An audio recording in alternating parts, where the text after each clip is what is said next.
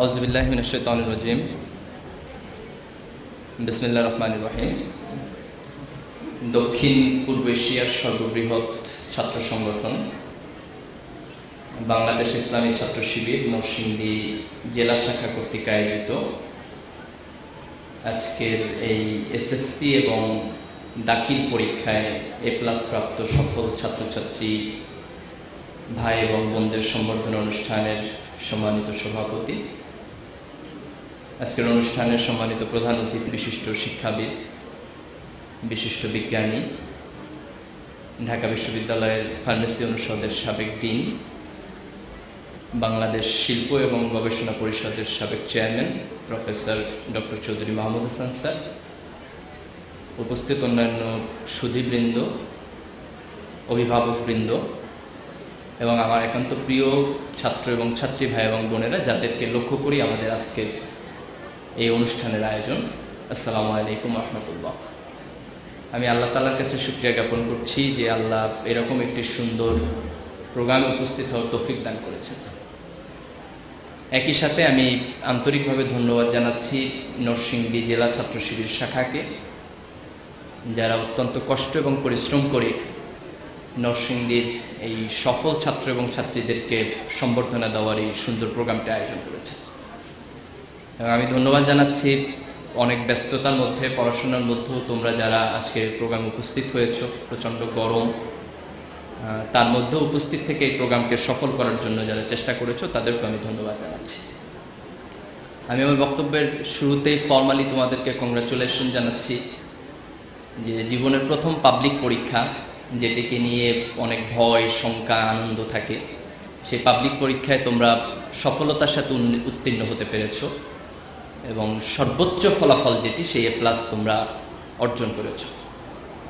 আমাদের আজকের সমাজে একটা ট্রেন্ড দেখা যাচ্ছে যে খুব ভালো যে নাচতে পারে সে সমাজের হিরো হয়ে যায়, খুব ভালো যে গাইতে পারে তাকে সবাই কংগ্রাচুলেট করে। এই সমাজের ক্লোজ আপ প্রতিযোগিতা খুব বেশি করে হয়, কিন্তু খুব ভালো যে পড়তে পারে, খুব ভালো যে ফলাফল করতে পারে তাকে এনকারেজ করার মতো ইন্টেন্সিভ আমাদের সোসাইটিতে খুব কম।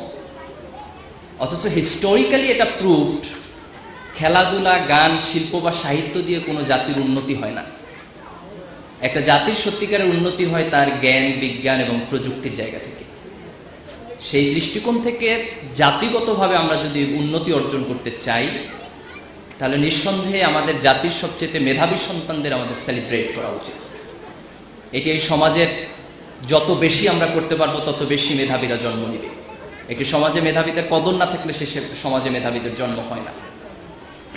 কাজে ছাত্র শিবিরের পক্ষ থেকে যে উদ্যোগটি গ্রহণ করা হয়েছে, আমরা আশা করি সমাজের অন্যান্য অংশ থেকে, সমাজের সিভিল সোসাইটির পক্ষ থেকে, অন্যান্য রাজনৈতিক সংগঠনের পক্ষ থেকে এবং কালচারাল সংগঠনের পক্ষ থেকে মেধাবী সন্তানদের উৎসাহিত করার জন্য, তাদের অনুপ্রেরণা দেওয়ার জন্য এই জাতীয় প্রোগ্রাম তারাও আয়োজন করবে বলে আমরা আশা করি। একই সাথে আমি তোমাদেরকে একটু বিনয়ের সাথে এটি স্মরণ করিয়ে দিতে চাই যে এবছর এসএসসিতে টোটাল এ+ পেয়েছে most probably 62,000। This is a huge number. আমি আমার বাপ দাদাদের কাছে গল্প শুনছি যে একটা সময় ছিল যখন এসএসসি পাশ করলে কেউ কাউকে দেখতে যেত যে অমুক পরিবারের ছেলেটা এসএসসি পাশ করেছে। মানে at that very time literacy rate খুব কম ছিল, এসএসসি পাশ করাকে অনেক বড় কিছু বলে মনে করত। আর এখন তোমাদের বোধহয় এই অভিজ্ঞতাটা হয়েছে যে এ+ পাওয়ার পরও কেউ আসলে খুব বেশি একটা চোখ তুলে তাকায় না যে এ+ পাইছে। কারণ এত বেশি এ+ এর ভিড়, হাঁটতে গেলে যে কোন জায়গায় গায়ে ধাক্কা লাগে এর কোনো হিসাব কিতাব নাই। বরং এ+ না পাইলে তোমার দিকে এমন একটা দৃষ্টিতে জাগাবে তুমি একটা গাধাগরু টাইপের কিছু একটা, এ+ মোটেও পাও নাই। তোমার ইউ মাস্ট আন্ডারস্ট্যান্ড যে এখন এ+ পাওয়াটা এটাও একটা সিম্পল জায়গায় এসে নেমে এসেছে। তোমার জীবনের এটা মাত্র শুরু, এরপরে আরো অনেক লম্বা সময় আছে। আমাদের ভালো শিক্ষা প্রতিষ্ঠানগুলোতে, বুয়েটে, মেডিকেলে, ঢাকা বিশ্ববিদ্যালয়ে টোটাল ছাত্রদের যে সিট সংখ্যা, যে অ্যাকোমোডেশন সংখ্যা, তার তুলনায় এ+ এর সংখ্যাটা অনেক বেশি। কাজে তোমরা যদি কেউ মনে করো যে তোমার জীবনের এই সফলতা মানে তুমি একেবারে হিমালয় পর্বতের চূড়ায় উঠে গেছো কিংবা জান্নাতের একেবারে কাছাকাছি চলে গেছো, তাহলে তোমার এই ধরনের ধারণাটা ঠিক হবে না। তুমি মাত্র একটা স্ট্রাগল শুরু করলা, তোমার সামনে আর একটা মহাসমুদ্র পড়ে আছে, এই সমুদ্রে একটু একটু করে তোমাকে পাড়ি দিতে হবে। তোমার নষ্ট হয়ে যাওয়ার সম্ভাবনা সব সময় থাকবে। একটা ছেলে এসএসসিতে এ প্লাস পাইছে, তার মানে এই না যে সে ইন্টারমিডিয়েটে ফেল করতে পারবে না, বা ইন্টারমিডিয়েটে 2 পাইতে পারবে না, 3 পাইতে পারবে না। সে একটু পড়াশোনা না করলেই হবে, খুব ইজিলি কিন্তু সেইটা হইতে পারে। কিন্তু তুমি যদি আবার ইন্টারমিডিয়েট এ প্লাস পাইতে চাও, তাহলে তোমাকে অনেক পরিশ্রম করতে হবে। ইন্টারমিডিয়েট এ প্লাস পাওয়ার পর তোমাকে ভর্তি পরীক্ষায় আরো অনেক বেশি পরিশ্রম করতে হবে। আমি আমার ব্যক্তিগত জীবনে ঢাকা বিশ্ববিদ্যালয়ে অধ্যয়ন করতে গিয়ে, বিভিন্ন সময় সাংগঠনিক দায়িত্ব পালন করতে গিয়ে, অনেকগুলো কোচিং সেন্টারের সাথে সংশ্লিষ্ট থাকার কারণে এটি দেখেছি যে একটা ছেলে এসএসসিতে অনেক ভালো রেজাল্ট করেছে, but he lost himself in SSC. একটা ছেলের এসএসসি এবং ইন্টারমিডিয়েটের ব্যাকগ্রাউন্ড এক্সেলেন্ট, বাট ভর্তি পরীক্ষায় ভালো রেজাল্ট করে নাই, অথবা ভর্তি পরীক্ষা অনেক ভালো সাবজেক্টে চান্স পেয়েছে, তারপরে সে নষ্ট হয়ে গেছে। এটা প্রত্যেকটা সময়ে একটা নতুন স্ট্রাগল তোমাকে শুরু করতে হবে। তুমি যখন খুব আনন্দিত হচ্ছ, তখন তুমি উদ্বেলিত হচ্ছ, এটা মানুষের স্বাভাবিক বৈশিষ্ট্য। আবার যখন তুমি ব্যর্থ হচ্ছ, তখন তুমি কষ্ট পাচ্ছ, এটাও মানুষের স্বাভাবিক বৈশিষ্ট্য। অসাধারণত্ব হচ্ছে এই জায়গায় যে কোনো আনন্দই তোমাকে সীমানা ছাড়া উদ্বেলিত করবে না, আবার কোনো ব্যর্থতাই তোমাকে এতটা হতাশ করে দিবে না যে তুমি শেষ হয়ে গেছো। বরং প্রত্যেকটা সফলতার পর আবার নতুন করে তুমি সফলতার জন্য যাত্রা শুরু করবা, এবং প্রত্যেকটা ব্যর্থতার পরে তুমি আবার নতুন করে সফলতার স্বপ্ন দেখবা। মানুষের জীবনে ব্যর্থতা আসবে না এরকম কোনো মানুষ নাই, আবার এমন কোনো মানুষ নাই যে পরিশ্রম না করলে সফলতা পাবে না। But you have to try at each and every stage of your life. SSC is a stage of life, it is a very important stage. তুমি এই জায়গাটাতে অনেক ভালো করেছো, এই জন্য তোমাকে congratulation. But you must mind it, this is the beginning. You must mind it, this is the beginning, this is the very very beginning.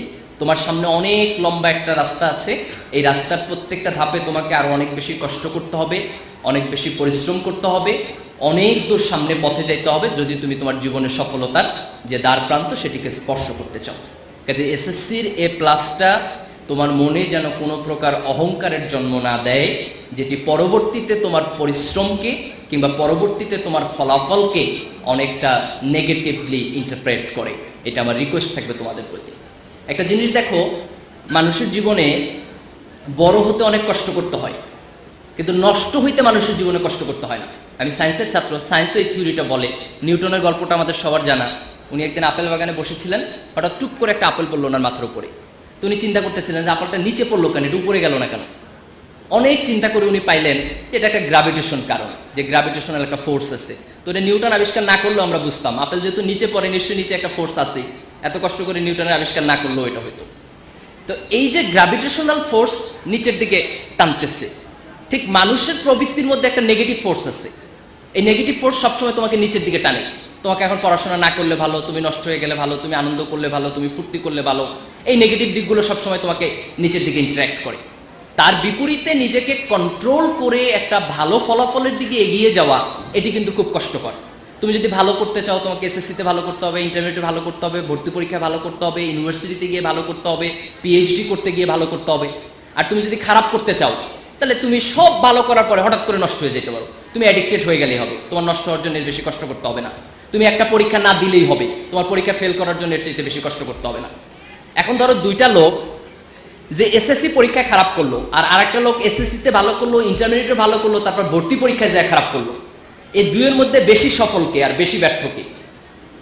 It is a very confusing question. ধরো একটা লোক পাহাড়ে উঠতেছে, একজন 500 ফিট ওঠার পর পা পিছলে পড়ে গেল, আর আরেকজন 1000 ফিট ওঠার জন্য পা পিছলে পড়ে গেল। এখন তোমার কাছে তো মনে হবে যে 1000 ফিট উঠছে সে মোর সফল, মোর সাকসেসফুল। কিন্তু সায়েন্স বলে যে বেশি উপর থেকে পড়বে তার পা একটা বেশি ভাঙবে। 500 ফিট থেকে পড়লে যদি একটা হাত ভাঙে, 1000 ফিট থেকে পড়লে একটা হাতও ভাঙবে, একটা পাও ভাঙবে। কারণ তখন ওখানে গ্র্যাভিটির ফোর্সটা বেশি হয়, তার অ্যাক্সিলারেশনটা বেশি হয়। তার মানে একটা মানুষ ভালো করার পর তার ব্যাপারে কিন্তু প্রত্যাশা বেড়ে যায়, এক্সপেকটেশন বেড়ে যায়। তুমি যখন এসএসসিতে এ প্লাস পেয়েছো, তখন দেশের এক্সপেকটেশন তোমার ক্ষেত্রে বেড়ে গেছে, তোমার বাবা মার এক্সপেকটেশন তোমার ক্ষেত্রে বেড়ে গেছে, তোমার টিচারদের এক্সপেকটেশন বেড়ে গেছে, তোমার শিক্ষা প্রতিষ্ঠানের এক্সপেকটেশন বেড়ে গেছে। কাজে এই সময়ে পরে গিয়ে যদি তুমি খারাপ করে ফেলো, তাহলে এই বড় এক্সপেকটেশনের জায়গা থেকে যে আঘাতটা তুমি নিজে পাবা বা তোমার অভিভাবকরা পাবে, সেই আঘাতটা অনেক বড় বেশি বড় হবে। এটা তুমি এর চাইতে আগে নষ্ট হয়ে যাওয়া ভালো ছিল, পরে নষ্ট হয়ে যাওয়াটা অনেক বেশি খারাপ। এই কারণে এসএসসির এ প্লাস এটা সেলিব্রেট করার কোনো বিষয় না। এসএসসির এ প্লাস হচ্ছে তোমার রেসপন্সিবিলিটি নেওয়ার বিষয়। এসএসসির এ প্লাস হচ্ছে তোমার মধ্যে একটা আত্মবিশ্বাস জন্ম নিল যে তুমি পারবা, তুমি এই দেশের টপমোস্ট মেধাবীদের একটা অংশ। তুমি যদি পরিশ্রম করো, তুমি যদি যোগ্যতা প্রমাণের জন্য